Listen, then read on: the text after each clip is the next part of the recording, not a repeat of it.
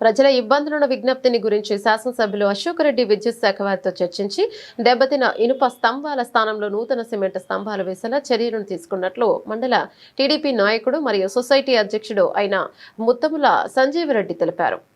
మార్కాపురం జిల్లా కొమరోలు టౌన్లో చాలా కాలం కిందట వేసిన విద్యుత్ ఇనుప స్తంభాలను మార్చి వాటి స్థానంలో నూతన సిమెంట్ స్తంభాలను వేసే కార్యక్రమాన్ని విద్యుత్ శాఖ ఎంఈ శ్రీనివాసరావు చేపట్టారు. దాదాపు 42 ఇనుప విద్యుత్ స్తంభాలు చాలా ఏలుగా ఉండి స్తంభాలకు అడుగు భాగంలో మరియు పై భాగంలోనూ చిలుము పట్టి దెబ్బతిని ప్రజలకు దుకాణదారులకు అసౌకర్యంగా ఉండడంతో ఈ విషయంపై శాసనసభ్యుల దృష్టికి మరియు మండల తెలుగుదేశం పార్టీ నాయకుడు ముత్తముల సంజీవరెడ్డి దృష్టికి ప్రజలు దుకాణదారులు తీసుకుని వెళ్లారు. శాసనసభ్యులు అశోక్ రెడ్డి ఆదేశాల మేరకు సంజీవరెడ్డి విజ్ఞప్తి మేరకు విద్యుత్ శాఖ వారు గత 4 రోజుల నుండి ఇనుప విద్యుత్ స్తంభాలను తొలగించి సిమెంట్ విద్యుత్ స్తంభాలను టౌన్ లో పలు చోట్ల వేసే కార్యక్రమాన్ని చేపట్టారు. ఈ సందర్భంగా కొమరంలోని దుకాణదారులు గృహాల ప్రజలు శాసనసభ్యులు అశోక్ రెడ్డికి సంజీవరెడ్డికి విద్యుత్ శాఖ వారికి కృతజ్ఞతలను తెలియజేశారు.